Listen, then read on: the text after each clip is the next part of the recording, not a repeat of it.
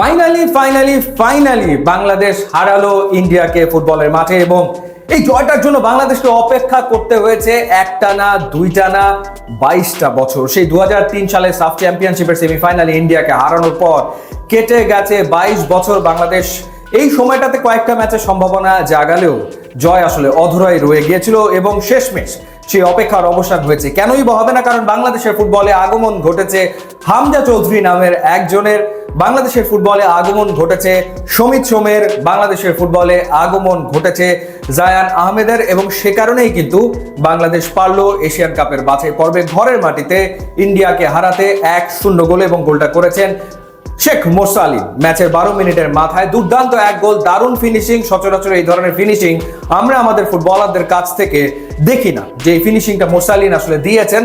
এবং রাকিবের রান সবসময় অসাধারণ, তিনি খুব স্পিডে উপরে উঠে আসেন, কাউন্টার অ্যাটাকে খুব দ্রুত যেতে পারেন, সেই কাজটা তিনি করেছেন ঠিকই। এবং মোরসালিনকে যে অ্যাসিস্টটা করেছেন সেটা চোখ জুড়ানো, নান্দনিক।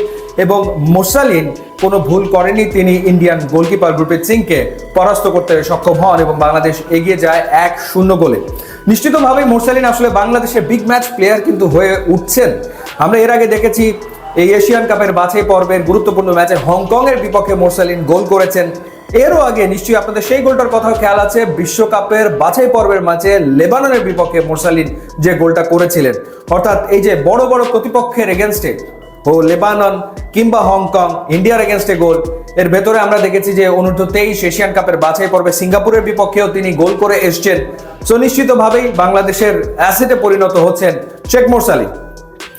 মোমেন্ট তো ওই একটাই, কিন্তু মোমেন্ট আরো অনেকগুলো আছে। যেমন মিতুল মার্মা এদিনও কিন্তু ডাব্বা মারতে গিয়েছিলেন, ভুল কিন্তু তিনি করে ফেলেছিলেন।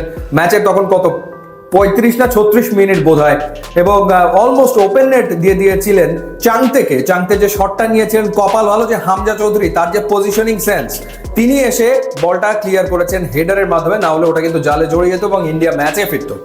তো হামজা চৌধুরী আসলে এই ম্যাচটা জিতেছেন, কারণ কতবার যে তিনি ডি বক্স থেকে ক্লিয়ার করেছেন, কতবার।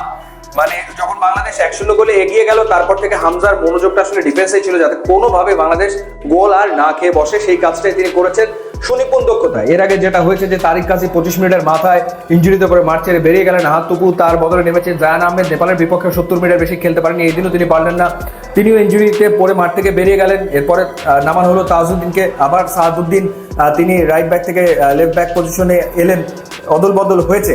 কিন্তু বাংলাদেশ যেটা করেছে, কোনো সুযোগ আসলে ইন্ডিয়াকে আর দেয়নি। হ্যাঁ, সেকেন্ড হাফে বল পজিশনে ইন্ডিয়া অনেক এগিয়ে ছিল, তারা একের পর এক আক্রমণ করেছে, কিন্তু সেই আক্রমণগুলোকে বাংলাদেশ খুব ঠান্ডাভাবে, নার্ভাস না হয়ে রুখে দিয়েছে একের পর এক।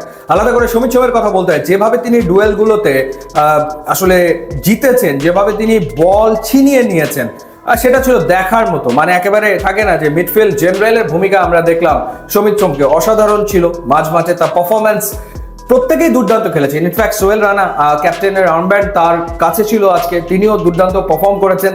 ওভারঅল প্রত্যেকেই ভালো খেলেছেন। ফাহিম খেটে খেলেছেন, নেপালের বিপক্ষেও তিনি একাধিক গোলের সুযোগ পেয়েছিলেন, পরিশ্রম করে খেলেছেন। ফাহিমকে আমরা দেখেছি যে ওপরে উঠতে এবং খুব দ্রুত আবার নিচে নেমে আসতে, অর্থাৎ এই যে ব্যাপারটা উপরে ওঠা এবং দ্রুত আবার নিচে নামা, তো সেটা সবসময় সচরাচর আসলে হয়ে ওঠে না বাংলাদেশের ফুটবলারদের। অনেক সময় দেখা যায় ফিটনেসের অভাব থেকে যায়, কিন্তু ইন্ডিয়ার বিপক্ষে পুরো টিম ডেডিকেটেড ছিল যে জিততেই হবে। এই ব্যাপারটা খুবই গুরুত্বপূর্ণ ছিল, যে dedication level was pretty high. So Bangladesh 3 point পেল এবং আফসোস আমাদের আরো বাড়ালো যে হংকংয়ের বিপক্ষে ঘরের মাটিতে ওই ম্যাচটা থেকে একটা পয়েন্ট যদি বাংলাদেশ পেত, তাহলে তো টিকেই থাকতো শেষ ম্যাচ পর্যন্ত।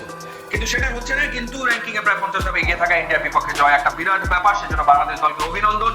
ফুটবলে বাংলাদেশ এগোবে এবং সেটা ছাপ কিন্তু আমরা দেখতে পাচ্ছি বাংলাদেশের খেলাতে।